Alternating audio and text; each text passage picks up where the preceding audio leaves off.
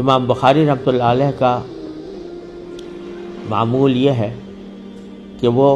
جب کوئی باب قائم کرتے ہیں، یعنی کوئی عنوان قائم کرتے ہیں اور اس کے تحت حدیثیں لا رہے ہوتے ہیں، تو اس سے پہلے باب کے عنوان میں کوئی آیت کریمہ ذکر کرتے ہیں اور اسی آیت کریمہ کو اپنے باب کا عنوان بناتے ہیں، پھر اس کے تحت حدیث لاتے ہیں۔ در حقیقت اس سے اشارہ اس بات کی طرف مقصود ہے کہ حضور نبی کریم سرور دو عالم صلی اللہ علیہ وسلم کی جتنی احادیث ہیں، چاہے وہ آپ کے ارشادات ہوں، چاہے وہ آپ کے عملی واقعات ہوں، وہ در حقیقت تفسیر ہے کتاب اللہ۔